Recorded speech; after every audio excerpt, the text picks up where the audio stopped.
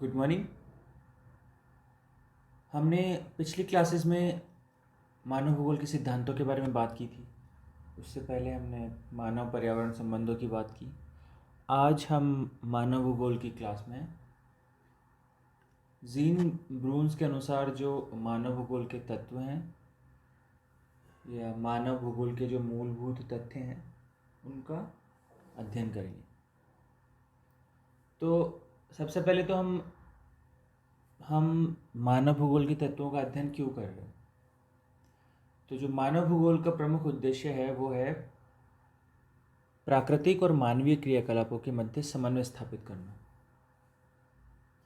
इसके लिए क्या आवश्यक है? इसके लिए आवश्यक है कि हम मानव और प्रकृति के मध्य जो रिलेशंस हैं उनमें जो इंटरडिपेंडेंस है या उनमें जो अंतर्निर्भरता है उसको समझें। ठीक है। और जैसा कि मानव भूगोल का जो केंद्रीय विषय है, मतलब जो केंद्रीय पक्ष है जो उसमें हम पढ़ते हैं, उसमें वो मेनली मानव के इर्द गिर्द घूमता है। ठीक है। मानव अपने प्राकृतिक आवास में अनुकूलन करता है, समायोजन करता है और उसको परिवर्तित करता है, जैसा कि हमने पिछले सिद्धांतों में पढ़ा। तो ये सब चीज़ें जो हम पढ़ते हैं, ये सब जो जिन कारकों का हम अध्ययन करते हैं, इनमें कौन कौन से कारक इंक्लूडेड हैं, तो उसके लिए हम हमारे सिलेबस में है जीन ब्रून्स जो भूगोल के तथ्य बताते हैं वो, और एल्सवर्थ हंटिंगटन। ठीक है। तो आज हम बात कर रहे हैं जीन ब्रून्स द्वारा बताए गए कुछ भौगोलिक तथ्यों की। ये भौगोलिक तथ्य क्या हैं? ये वो हैं जो मानव पर्यावरण संबंधों को प्रभावित करते हैं। ठीक है। तो जीन ब्रून्स और भौगोलिक तत्व। तो जीन ब्रून्स, इनका जीवन काल 1868 से लेकर 1930 तक रहा। 1868 टू 1930 तक रहा। ये मानव भूगोल के प्रमुख एक विचारक, प्रमुख भूगोलवेत्ता रहे। इनके जो ये जिनका इन्होंने अनुकरण किया वो थे विडाल डी ला ब्लाश, जिनको फ्रांस में मानव भूगोल का जनक कहा जाता है। ठीक है। ब्लाश की जो परिपाटी थी उसको इन्होंने आगे बढ़ाया। ब्रून्स के जो मेन बुक्स हैं वो हैं ज्योग्राफी ह्यूमन या मानव भूगोल, और जो दूसरी इनकी किताब थी वो थी ह्यूमन डी ला फ्रांस, ज्योग्राफी ह्यूमन डी ला फ्रांस, अर्थात फ्रांस का मानव भूगोल। तो इनकी जो दूसरी किताब है फ्रांस का मानव भूगोल, वो एक प्रादेशिक बुक है। प्रादेशिक मतलब वो एक केवल एरिया स्पेसिफिक बुक है जहाँ की प्राकृतिक और मानवीय विभिन्नताओं का उन्होंने अध्ययन किया है। तो इस प्रकार उनकी जो दूसरी बुक है वो, दूसरी बुक का फर्स्ट खंड इनफैक्ट वो एक प्रादेशिक भूगोल का, उसमें प्रादेशिक भूगोल की बात की गई है। अब प्रोफेसर ब्रून्स क्या मानते हैं कि मनुष्य जो है वो पृथ्वी पर रहता है, अर्थात वो प्रकृति पर, पृथ्वी पर निर्भर है। उसकी जो आवश्यकताएं हैं, उसकी जो जिस भी प्रकार की उसकी आवश्यकता है उनकी पूर्ति करने के लिए वह प्राकृतिक वातावरण के साथ अनुक्रिया करता है। ठीक है। इसका मतलब इंटरेक्शन करता है किसके साथ? प्राकृतिक वातावरण के साथ। और इसी क्रियाकलाप के द्वारा जो भौतिक पर्यावरण है उसको मानव परिमार्जित करता है और एक दूसरा प्रकार का पर्यावरण बनाता है जो है आपका सांस्कृतिक पर्यावरण, कल्चरल एनवायरनमेंट का वो निर्माण करता है। इस सांस्कृतिक पर्यावरण में अधिवास अर्थात सेटलमेंट्स, राजमार्ग, रोड्स, उद्योग धंधे, यातायात के साधन और अन्य वैज्ञानिक व तकनीकी विकास को सम्मिलित किया जाता है। और ये तकनीकी विकास कहाँ से आया है? यह जो इसका जो निर्माण है वो कैसे किया है? मनुष्य ने अपने बुद्धि कौशल से किया है। ठीक है। अपने इंटेलिजेंस के आधार पर मानव विभिन्न प्रकार की अंतर्क्रियाएं करता है, किसके साथ? भौतिक पर्यावरण के साथ, और एक नया प्रकार का पर्यावरण बनाता है जिसको बोलते हैं सांस्कृतिक पर्यावरण। इस सांस्कृतिक पर्यावरण में आपको क्या दिखेगा? अधिवास, राजमार्ग, उद्योग धंधे, यातायात के साधन और भी बहुत सारे तकनीकी विकास। अब जो ये ब्लास, विडाल डी ला ब्लास और जीन ब्रून्स हैं, इन्होंने एक्चुअली ये जो भूगोल की विशेष सामग्री है उसको दो भागों में बांटा है। ये ब्रून्स का हम केवल इसमें पढ़ेंगे। तो ब्रून्स जो है मानव भूगोल के तथ्यों को विभाजन जब वो करते हैं तो उसको दो आधारों पर करते हैं। पहला होता है उनका जो आधार वो है सभ्यता का विकास या इवोल्यूशन ऑफ सिविलाइजेशन के आधार पर वो उनको वर्गीकृत करते हैं। और दूसरा उनका जो है वो है उनका यथार्थ वर्गीकरण या पॉजिटिव क्लासिफिकेशन। ठीक है। तो इस प्रकार दो आधार हैं जिसके आधार पर उन्होंने भौगोलिक तथ्यों का विभाजन किया, सभ्यता का विकास और दूसरा है यथार्थ वर्गीकरण। इसको इन दोनों को हम अभी डिटेल में देखते हैं। देखो, सभ्यता के आधार पर मानव भूगोल को जो वर्गीकृत किया है, तो मानव भूगोल के तत्वों को चार उपविभागों में वर्गीकृत किया गया है। वो उपविभाग कौन कौन से हैं?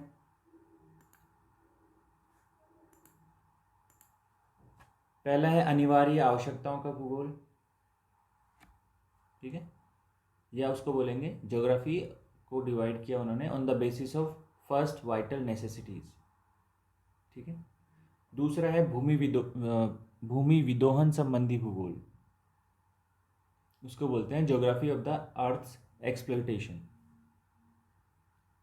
Geography of the earth exploitation. उसके बाद में तीसरा है सामाजिक भूगोल, या इसको बोलते हैं सामाजिक और आर्थिक भूगोल, geography of social and economic needs. ठीक है।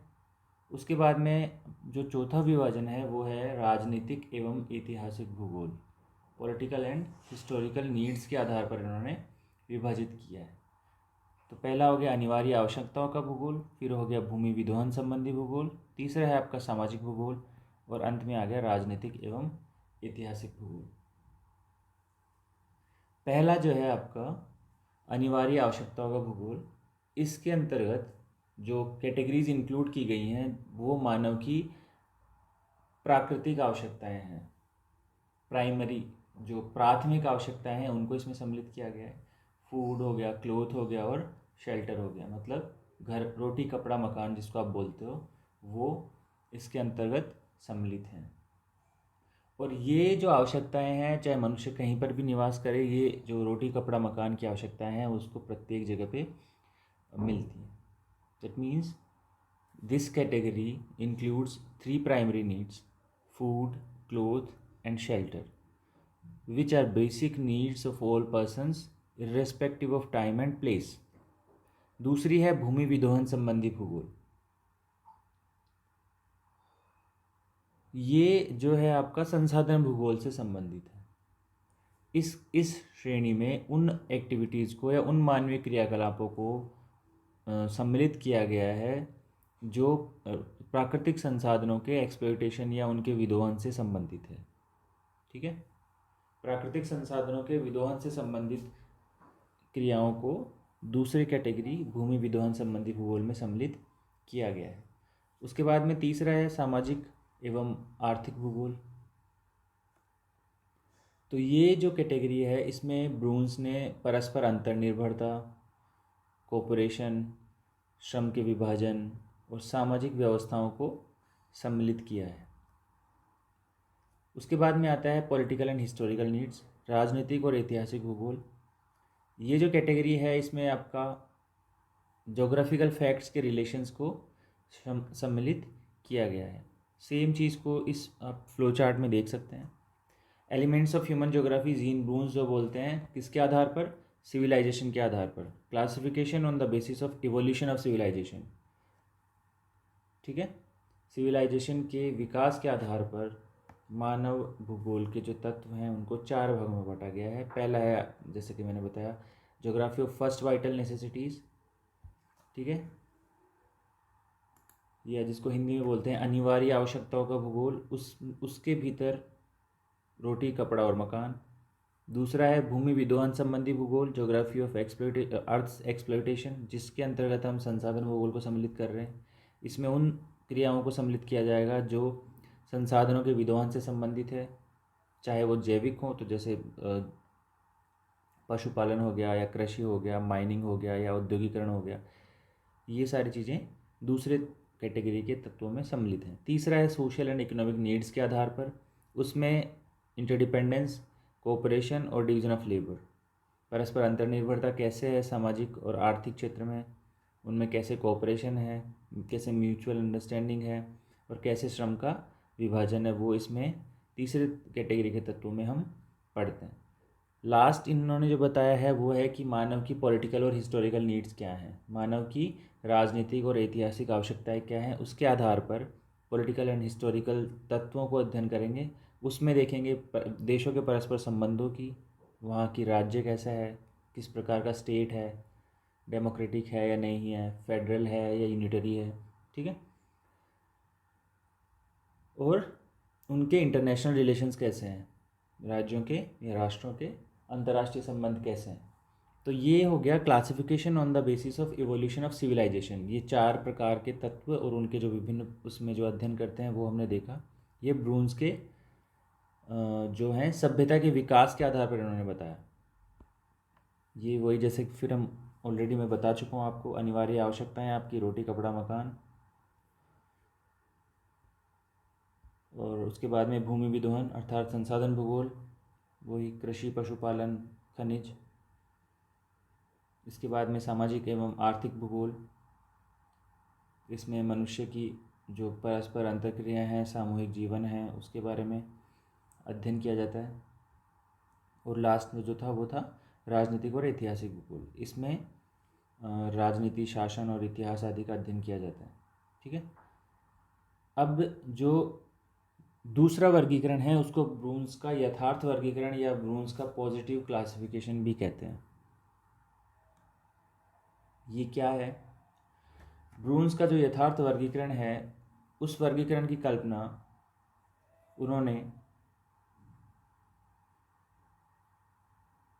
जो की थी वो उन्होंने ये सोच के की कि मानव जो पृथ्वी तल पर निवास करता है उसके ऊपर मानव समुदाय का असमान वितरण क्यों है। उसके आधार पर उसने जो यथार्थ वर्गीकरण या पॉजिटिव क्लासिफिकेशन है वो किया, ठीक है।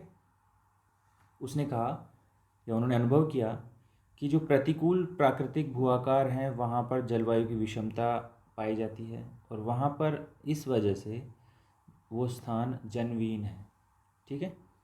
और जहाँ पर भी अनुकूल भौगोलिक परिस्थितियाँ पाई जाती हैं वहाँ पर जीविकोपार्जन या आजीविका के साधन अच्छे हैं, सर्वसुलभ हैं, इस कारण से वहाँ पर जनसंख्या सघन पाई जाती है। अब जो ब्रून्स है उन्होंने मानव भूगोल के तथ्यों का सांस्कृतिक तथ्यों के आधार पर वर्गीकरण किया, और इस जो आधार है जिसमें उन्होंने सांस्कृतिक तथ्य लिए हैं उसको यथार्थ वर्गीकरण की या पॉजिटिव क्लासिफिकेशन की संज्ञा दी जाती है, ठीक है। यह वर्गीकरण बहुत सरल है एवं काफ़ी लोकप्रिय भी है। इन सांस्कृतिक तथ्यों को भी 3 प्रमुख और प्रत्येक के 2-2 उपविभाग हैं। इसके आधार पर हम कह सकते हैं कि जो ब्रून्स का यथार्थ वर्गीकरण है उसमें कुल 6 उपविभाग हैं। 6 उपविभागों में उसको विभक्त किया गया है। अब हम देखते हैं कि इसमें इन्होंने कौन कौन से 6 उपविभाग बताए हैं।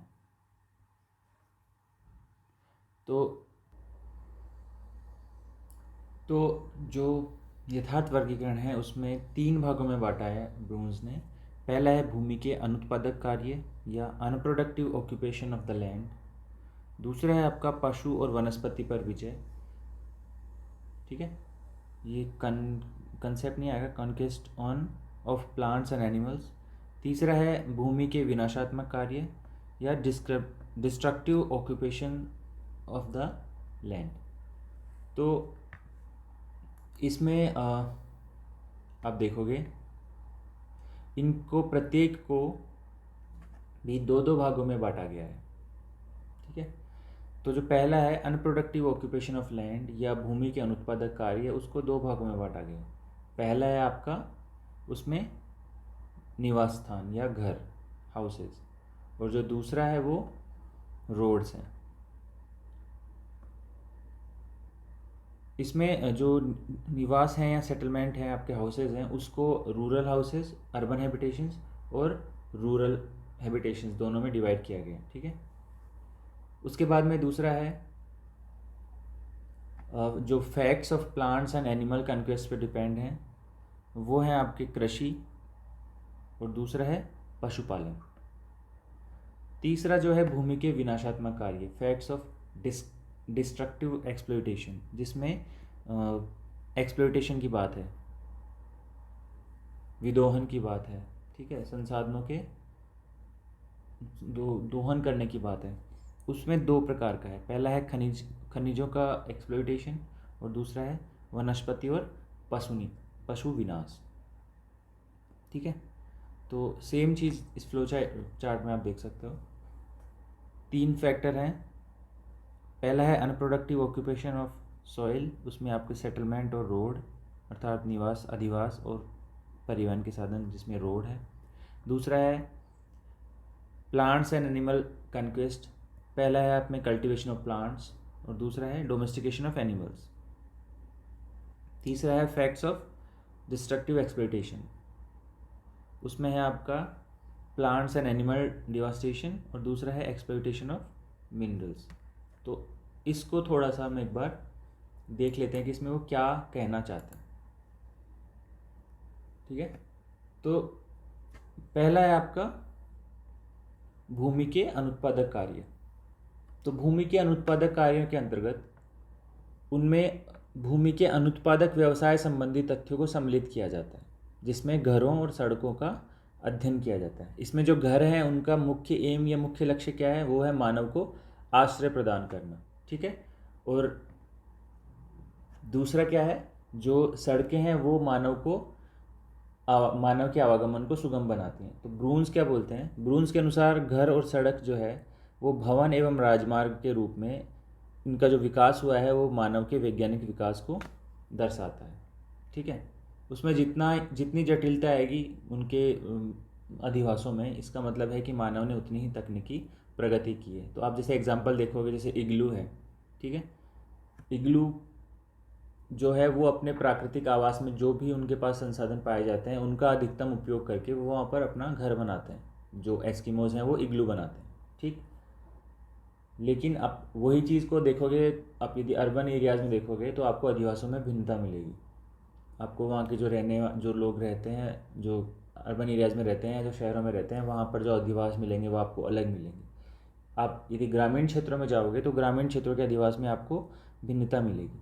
ठीक है, और ये भिन्नता का कारण क्या है, उसके 2 मेन कारण हैं। पहला है वहाँ की जो आवश्यकताएं, वहाँ की जो प्राकृतिक परिवेश है वो कैसा है, और दूसरा वहाँ का तकनीकी विकास किस प्रकार हुआ है। दूसरा जो है पशु और वनस्पति पर विजय, conquest of plants and animals. इसमें हम जो अध्ययन करते हैं वो करते हैं कृषि और पशुपालन का, अर्थात इस तथ्य के अंतर्गत कृषि और पशुपालन को सम्मिलित किया जाता है। ठीक है, प्रारंभ में मनुष्य अपने भोजन संबंधी आवश्यकताओं के लिए केवल फल एकत्रण और आखेट या पशुओं के शिकार पर निर्भर था, किंतु धीरे धीरे क्या हुआ, तकनीकी विकास हुआ, मानव ने बीज एकत्र करके खेती करना सीखा। ठीक है, इस प्रकार पशुओं का वो शिकार नहीं करने लग गया, अभी उन्होंने उसको पालतू बनाना सीखा। इस प्रकार क्या हुआ, खाद्यान्नों का उत्पादन बढ़ा, दूध, इसके अलावा जो अन्य दुग्ध उत्पाद हैं उनका उपयोग किया गया। पशुओं का उपयोग परिवहन के लिए भी किया जाने लगा।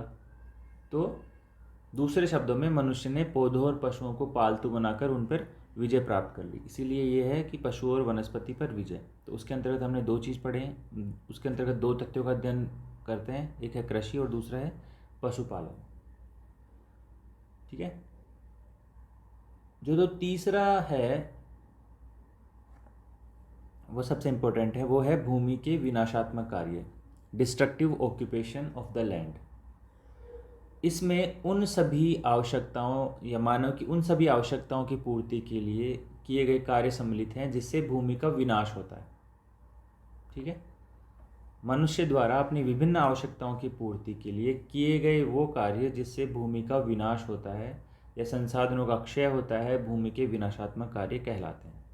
इसके अंतर्गत भौतिक संसाधनों का जो विदोहन होता है या भौतिक संसाधनों का जो विनाश होता है उसके अंतर्गत हम पढ़ते हैं खनिज विदोहन।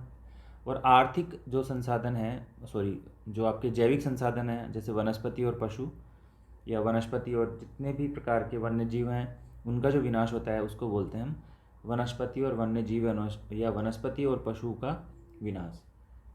देखो, आर्थिक क्रियाओं के अंतर्गत जो प्राकृतिक संसाधन है उनका निर्ममता से विदोहन, इसको बोलते हैं आर्थिक लूट। ये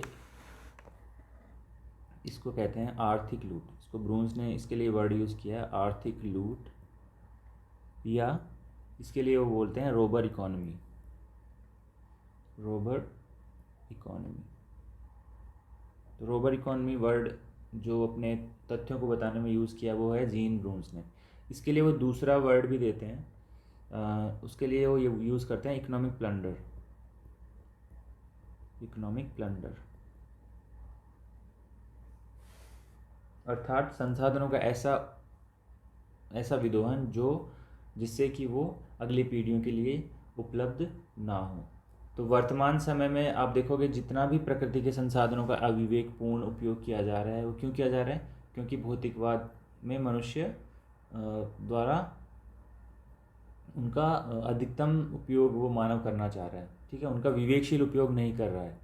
इसी वजह से आपको क्या समस्याएं उत्पन्न हो रही हैं? पारिस्थितिकी असंतुलन, एनवायरमेंटल में जो एनवायरमेंट या पर्यावरण में जो बैलेंस है, इकोसिस्टम में जो बैलेंस है या इक्विलिब्रियम है वो ख़राब हो रहा है, तो पारिस्थितिकी असंतुलन उत्पन्न हो रहा है। इसके अलावा बहुत सारी प्राकृतिक समस्याएं जैसे मरुस्थलीकरण आप देखोगे, ठीक है। इसके बाद में जो अभी चल रहा है ग्लोबल वार्मिंग या वैश्विक तापन, ऐसी जो समस्याएं हैं वो क्यों हैं? वो तीसरे तथ्यों के कारण है। उसमें क्या है कि हम उनका जो विदोहन है या उनका जो यूज कर रहे हैं, उनको जो निकाल रहे हैं वो अविवेकपूर्ण ढंग से निकाल रहे हैं, ठीक है।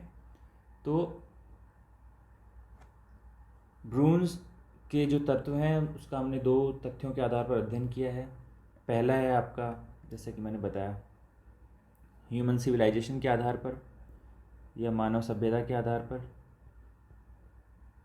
मानव सभ्यता के आधार पर उन्होंने 4 प्रकार बताए हैं। और जो दूसरा है उनका वो essential facts of human geography on the basis of positive, यथार्थ उसके ऊपर, ठीक है। जो यथार्थ क्लासिफिकेशन है उसमें उन्होंने 6 तत्व टोटल बताए हैं: settlement, road, cultivation of plants, domestication of animals, plants and animal devastation और एक्सप्लॉयटेशन ऑफ मिनरल्स। तो ये दोनों वर्गीकरण, जो दोनों आधारों पर किया गया वर्गीकरण, आपको दोनों पढ़ने हैं इसमें, ठीक है। नेक्स्ट क्लास में हम देखेंगे एल्सवर्थ हंटिंगटन द्वारा बताए गए भूगोल के तत्व।